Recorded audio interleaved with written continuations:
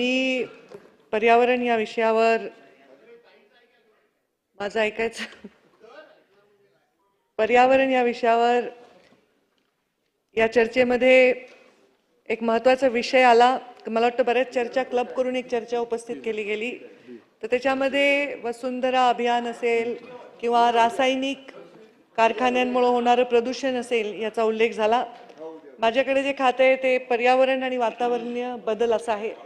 तर वातावरणीय बदल हा विषय अत्यंत महत्त्वाचा आहे, व्यापक आहे, ग्लोबल आहे आणि भविष्याच्या दृष्टीने अत्यंत संवेदनशील आणि महत्त्वाचा आहे. यामध्ये वातावरणीय बदलमध्ये आपण जेव्हा बघतो की वेगवेगळ्या गोष्टी निसर्गामध्ये आपण निसर्गाकडून घेतोय त्या परत आपण निसर्गाला देऊ शकत नाहीये. जसं की कोळसा आहे, पेट्रोल आहे, डिझेल आहे, जीवाश्म इंधन आहे. आज आपलं पूर्ण जग हे त्या इंधनावर, त्या संपत्तीवर लक्ष ठेवून पूर्ण जग पेटलेले असं म्हणायला हरकत नाही. पण या वातावरणाची सुरक्षा करण्याचं दायित्व हे आपल्या सर्वांकडे होतं, आपल्या आधीच्या पिढीकडे होतं, आपल्याकडे आहे. आणि त्या अनुषंगाने मानवजातीच्या येणाऱ्या काळामध्ये जी आपली पुढची पिढी आहे त्यांचा प्रत्येक श्वास जो आज आपण घेत आहोत तो आपण त्यांच्याकडनं कर्ज घेत आहोत असं म्हणायला हरकत नाही. तर त्यामुळे आता एक आमचा वातावरणीय बदलामध्ये आपण जर आता अभ्यास केला की 2024 हे वर्ष हे मानवजातीच्या इतिहासातलं सर्वात उष्ण असं वर्ष, आतापर्यंत सर्वात उष्ण दशक. जे आपल्याकडे आता जे आपण कौतुकाने सांगत असतो की आपलं औद्योगिकरण वाढतंय, आपलं इन्फ्रास्ट्रक्चर वाढतंय, आपण मोठे मोठे रस्ते करतोय, कोस्टल हायवे करतोय, हे करतोय, अत्यंत आनंदाची गोष्ट आहे. पण हे करत असताना कुठेतरी पर्यावरणाकडे आपण लक्ष देणं हे आता काळाची गरज आहे, जे आपण इतके वर्ष आधी अनेक दशक शतकं दिलेले नाही. त्यामुळे लाखो वर्षापासून हे जे बदल घडत आहेत त्याच्यामध्ये आता सरासरी जे तापमान आहे ते 1.2 अंशाने वाढत चाललेलं आहे. गेल्या 2-3 वर्षामध्ये 80च्या दशकामध्ये हा जो वेग होता तो 0.07 एवढाच होता, पण आता तो त्याच्यापेक्षा 5 पटीने वाढलेला आहे. तापमान वाढीचा सर्वाधिक धोका असणाऱ्या देशातील राज्यामध्ये आपलं राज्य आहे, कारण औद्योगिकीकरण आहे, इन्फ्रास्ट्रक्चर आहे, डेव्हलपिंग राज्य आहे. आणि त्यामुळे अतिउष्ण आणि उष्ण दिवसांची जर संख्या आपण बघितली मागच्या काळातली तर ती आता जवळपास दुप्पट झाली आहे. दुष्काळाचं जे प्रमाण आहे ते तिपटीने वाढलेलं आहे आणि पुराचं प्रमाण हे चौपटीने वाढलेले, 4 पटीने वाढलेले. पश्चिम किनाऱ्यावरील चक्रीवादळांची संख्या सुद्धा तिप्पट झाली आहे. पावसाचं प्रमाण आणि अनियमितता ही वाढत चालली आहे, वाढत जाणार आहे, ही परिस्थिती आहे. आणि यासाठी आपल्याला फार महत्त्वाचे काही निर्णय घ्यावे लागणार. एक म्हणजे कर्ब उत्सर्जन, म्हणजे कार्बन डायऑक्साईड जे आहे त्याचं उत्सर्जन कमी करण्यासाठी प्रचंड मोठ्या प्रमाणात आपल्याला वृक्ष लागवड करावी लागणार आहे, कारण आपण अक्षम्य वृक्षतोड केलेली आहे. आणि आमच्या मुख्यमंत्र्यांनी त्यांच्या बजेटमध्येही जाहीर केलं आहे की करोडो वृक्ष लावण्याचा आमचा मानस आहे. आमचे सुधीर भाऊ असतील तर त्यांनी पण तेव्हा तो संकल्प हाती घेतला होता आणि मोठी चळवळ उभी केलेली होती. आपल्याला जंगल वाढवण्याची गरज आहे. आपल्याला नद्या प्रदूषण थांबवण्यासाठी सुद्धा प्रत्येक नद्याचे वेगवेगळे स्ट्रेचेस घेऊन त्यांची ट्रीटमेंट करणं गरज आहे. प्रत्येक उद्योगांचे STP ETP त्यांना कंपल्शन करणं आणि ते चालतात 100% हे पाहणं याची गरज आहे.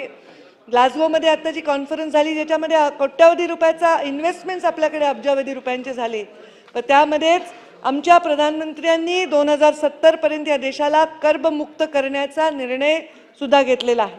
आपण एकदा देशातील औद्योगिकरणामुळे वेगवेगळे जे आपल्यावर परिणाम झालेले आहेत त्याच्यामुळे आपण 4 ट्रिलियन इकॉनॉमीकडे वाटचाल करत असताना आपल्याला कार्बन डायऑक्साईड किंवा कर्ब उत्सर्जनाकडे लक्ष देण्याची अत्यंत महत्त्वाची गरज आहे.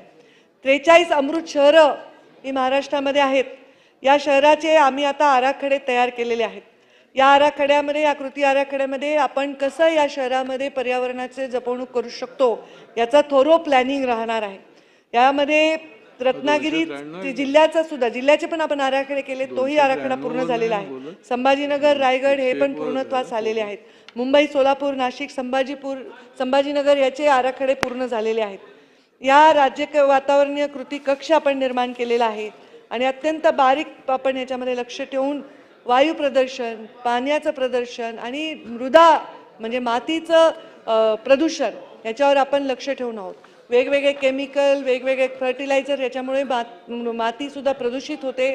तेच पाणी डिझॉल्व्ह होऊन तेच पाण्यामध्ये मिळतं, रासायनिक कारखान्यातलं पाणी मिळतं. त्यामुळे एक रिव्हर रिज्युविनेशन ऑथॉरिटी करण्याचा मानस आहे. कॅबिनेटमुळे आम्ही नोट आता आमची कॅबिनेटमध्ये जात आहे की रिव्हर रिज्युविनेशन ही ऑथॉरिटी काळाची गरज आहे.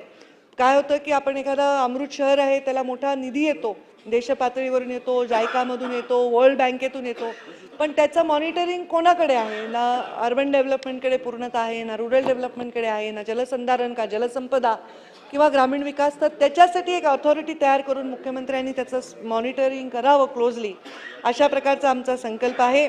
पर्यावरण व शाश्वत विकाससाठी टास्क फोर्स गठीत करण्यात आलेला आहे आणि हा टास्क फोर्स पूर्णपणे या गोष्टीचा लक्ष ठेवून येणाऱ्या काळामध्ये काम करेल. भूमी, वायू, जल, अग्नी, आकाश या पंच महाभूतांवर आधारित आमचं माझी वसुंधरा अभियान आहे. ग्रामपंचायतींना आम्ही प्रोत्साहन देतो की त्यांनी पर्यावरणपूर्वक काम करावे आणि मोठ्या प्रमाणात त्यांचा आम्ही सन्मान करतो आणि खूप छान योजना ग्रामीण भागातून सुद्धा आपल्याला येणाऱ्या दिसत आहेत.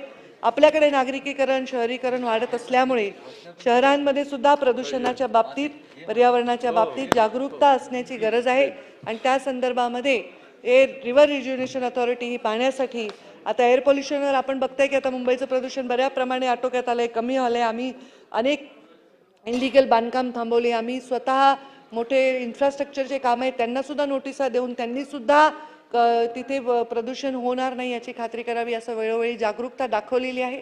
आणि मला वाटतं ही गरज आहे, ह्याच्यात सगळ्यांनी करायचं काम आहे. हे काही सरकारने करायचं, पर्यावरण विभागाने करायचं काम नाही, सगळ्यांनी मिळून हे करायचं काम आहे. कारण आपण पूर्वीच्या काळात धन धान्य, जमीन जायदाद आपल्या मुलांसाठी ठेवत होतो.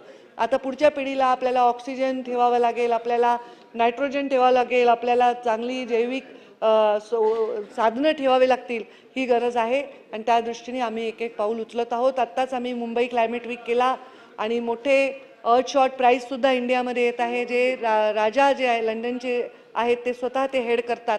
तर हे भारताकडे सगळे लोक एक पर्यावरणाच्या दृष्टीने मोठ्या आशेने बघत आहेत आणि आपण त्याच्यामध्ये कॉम्पन्सेट केलं पाहिजे, आपण त्यांच्याबरोबर कोऑपरेट केलं पाहिजे. अशा प्रकारची पावलं आम्ही उचलत आहोत.